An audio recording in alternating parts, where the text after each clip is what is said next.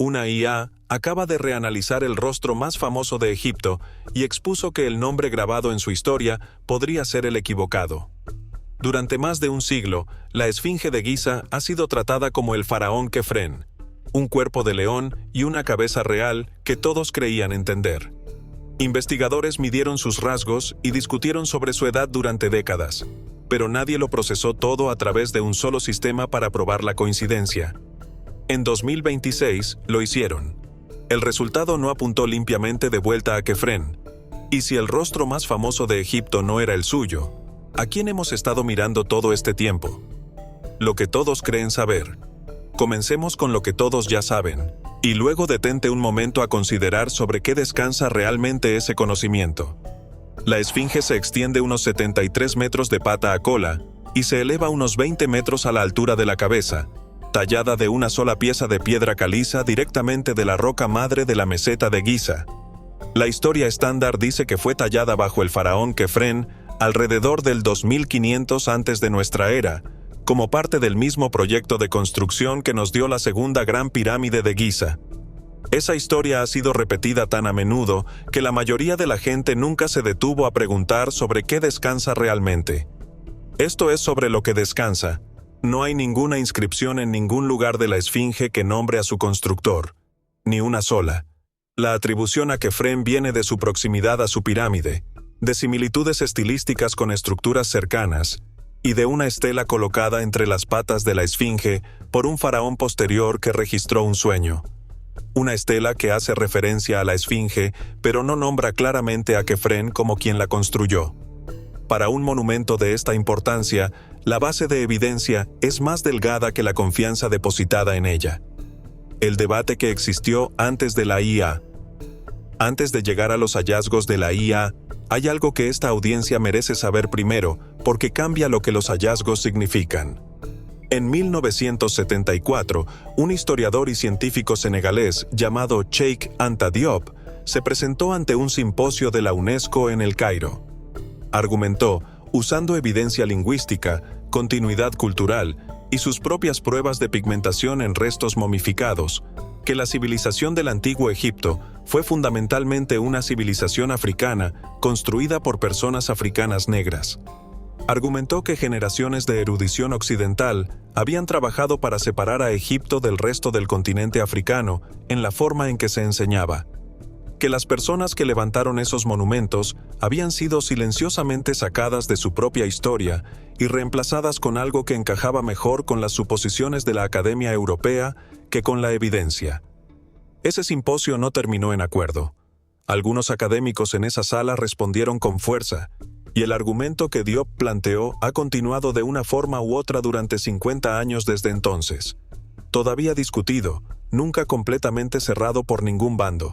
Su trabajo no es marginal, es fundacional para toda una tradición de erudición histórica africana que se ha estado construyendo durante generaciones. Vale la pena saber que este debate existía décadas antes de que cualquier IA tocara los datos, porque da forma a por qué una pregunta sobre proporciones faciales y patrones de erosión tiene mucho más peso del que tendría si solo se tratara de historia del arte. La esfinge no tiene firma. Hay algo que el relato estándar rara vez menciona directamente y que importa más de lo que la mayoría se da cuenta. La esfinge no tiene firma. La atribución a Kefren descansa en su proximidad a su pirámide, en similitudes estilísticas con otras estructuras de su era, y en una estela, la estela del sueño, colocada entre sus patas por un faraón posterior llamado Tutmosis IV, quien registró un sueño en el que la esfinge le dijo que deseaba ser excavada de la arena. Esa estela hace referencia a la esfinge, pero no nombra explícitamente a Kefren como su constructor. El nombre aparece en una sección dañada de la estela, donde los jeroglíficos están parcialmente destruidos. La mayoría de los egiptólogos lo leen como Kefren. Otros investigadores lo han leído de manera diferente. Antes de que el campo de la egiptología existiera, antes de que los académicos occidentales hubieran construido su consenso, los viajeros europeos que se pararon ante la esfinge describieron lo que vieron sin ningún marco académico diciéndoles qué pensar. El escritor francés Gustave Flaubert, visitando en el siglo XIX, describió el rostro directamente. labios gruesos, nariz chata, rasgos que asoció sin vacilación con fisonomía africana. El conde de Volney, un académico francés, hizo la misma observación una generación antes y fue más lejos, notando la ironía de que los europeos hubieran venido a admirar este monumento mientras esclavizaban a personas cuyos rostros se le parecían. Estos no eran académicos afrocéntricos, eran europeos sin agenda particular registrando lo que veían. El rostro que describieron no es el rostro que los libros de texto presentan como obvio. En 2026, un equipo de investigación introdujo en un sistema de IA algo que nadie había introducido en un solo lugar antes. Cada medición facial jamás tomada de la esfinge, cada ángulo, cada proporción, cada dibujo topográfico antiguo de décadas atrás, incluyendo el trabajo realizado por un artista forense llamado Frank Domingo, quien solía ayudar al Departamento de Policía de Nueva York a identificar sospechosos a partir de descripciones de testigos.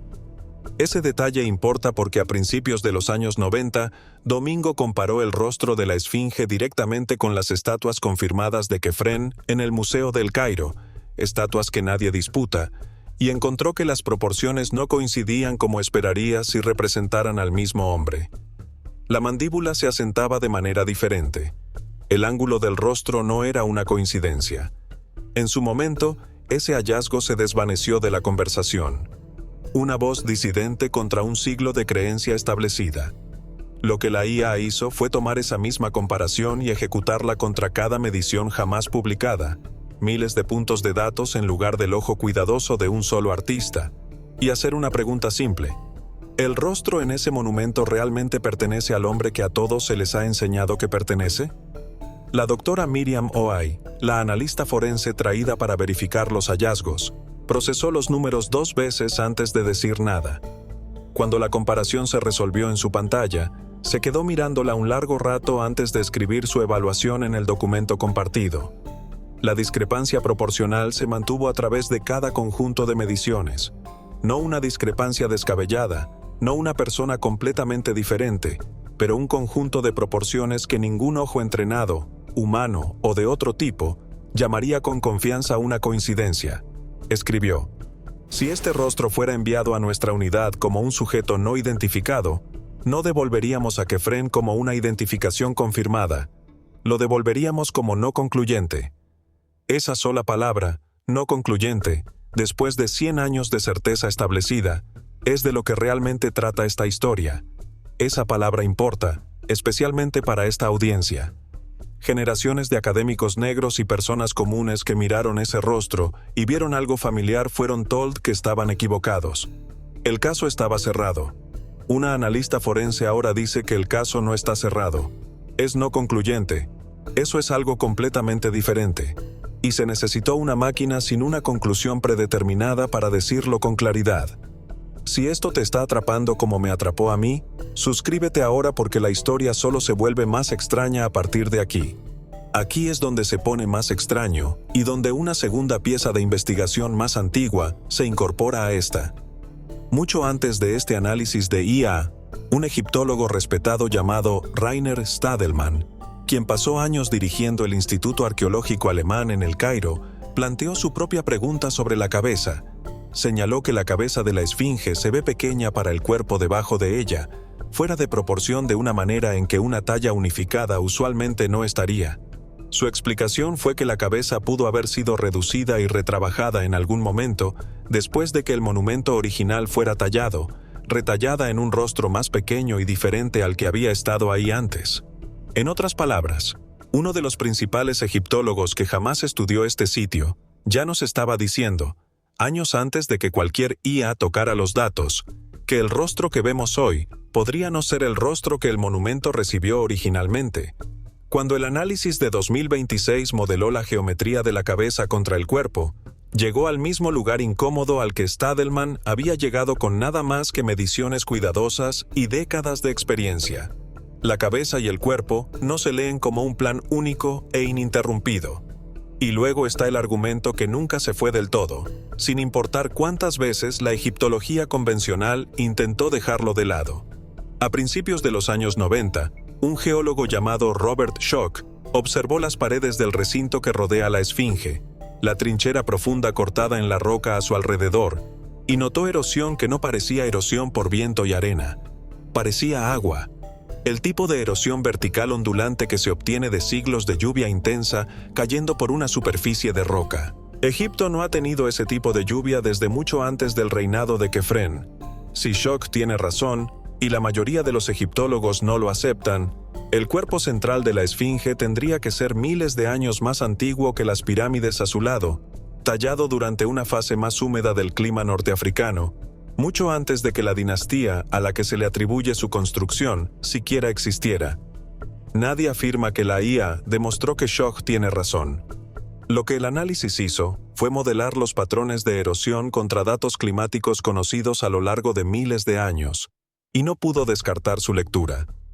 Un argumento descartado durante 30 años como marginal, regresó como simplemente sin resolver, en lugar de simplemente equivocado. Pon esos tres hilos uno junto al otro por un segundo. Un rostro cuyas proporciones no coinciden limpiamente con el rey que se supone debe honrar. Una cabeza que parece físicamente retrabajada, según un académico con décadas en el campo. Y un cuerpo que puede estar mostrando las cicatrices de un clima que existió mucho antes de que el hombre al que se le atribuye siquiera naciera. Ninguno de estos es una invención nueva ideada por una máquina buscando atención. Cada uno es un argumento real que investigadores reales han planteado, en algunos casos durante más de 30 años. Lo que cambió en 2026 es que por primera vez los tres fueron probados juntos en el mismo sistema, en lugar de vivir en esquinas separadas de la egiptología.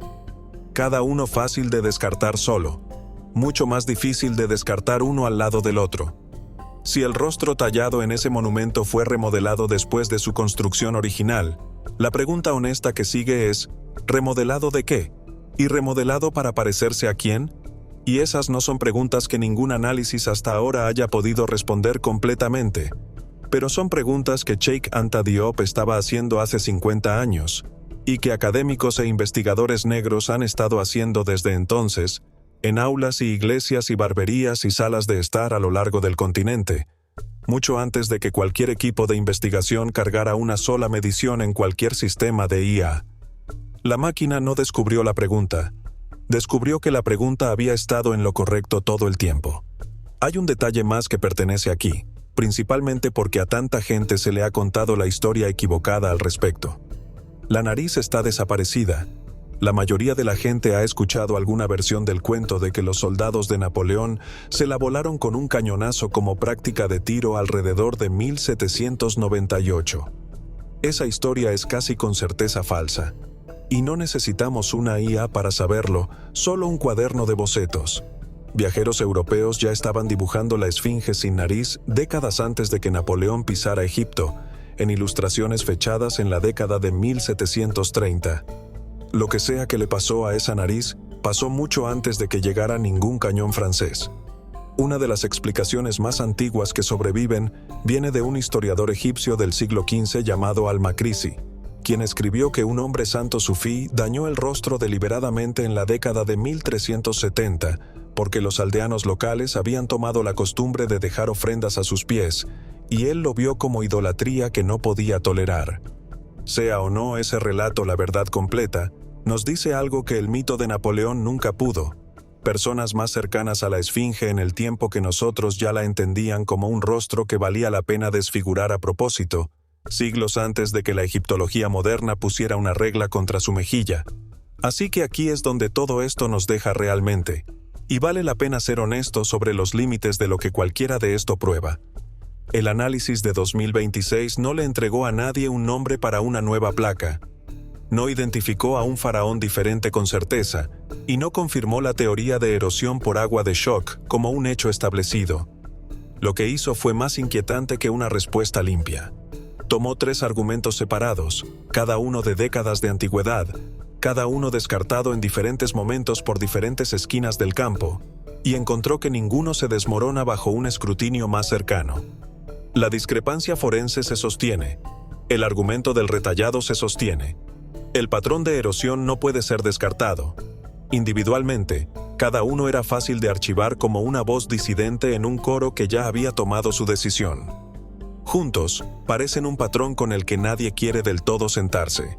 lo cual nos deja con 3 posibilidades honestas. Y es justo exponer las 3, en lugar de pretender que la evidencia apunta limpiamente a solo una. Es posible que el rostro genuinamente sea Kefren después de todo, y que cada discrepancia en proporción sea simplemente el resultado natural de miles de años de erosión, trabajos de restauración hechos en la antigüedad y los límites de comparar un rostro muy erosionado con estatuas talladas en un taller controlado. Es posible que la cabeza fuera retallada en algún momento después de la construcción original, más pequeña y diferente de lo que había antes, lo que significaría que el rostro que llamamos de Kefren es una adición posterior sentada sobre un cuerpo mucho más antiguo, cuyo rostro original tal vez nunca recuperemos. Y es posible, aunque esta sigue siendo la hipótesis menos aceptada entre los egiptólogos convencionales, que el monumento entero sea anterior a la dinastía que supuestamente lo construyó por miles de años, tallado por personas cuya identidad e historia simplemente no han sobrevivido en ningún registro escrito que hayamos encontrado todavía. Lo que podemos decir con certeza es esto: el nombre en ese monumento ha sido tratado como un hecho establecido durante más tiempo del que cualquiera de nosotros ha estado vivo. Y el registro honesto debajo de ese nombre siempre ha sido más desordenado de lo que las placas en la entrada turística dejaban ver. A veces la verdad no es una cámara oculta o un código secreto. A veces es simplemente que dejamos de hacer la pregunta hace 100 años porque la primera respuesta que obtuvimos se sintió lo suficientemente ordenada como para dejar de buscar. La piedra ha estado sentada ahí a través de todo, erosionada, paciente, sin nariz, viendo el sol salir sobre el mismo horizonte que ha observado durante miles de años, esperando a alguien dispuesto a medirla honestamente en lugar de solo repetir lo que dijo la última persona. Si este es el tipo de historia que te importa, el tipo que se deja fuera de la versión fácil del relato, quédate cerca porque este no será el último monumento que pongamos bajo un escrutinio real. Suscríbete y te veo en el próximo.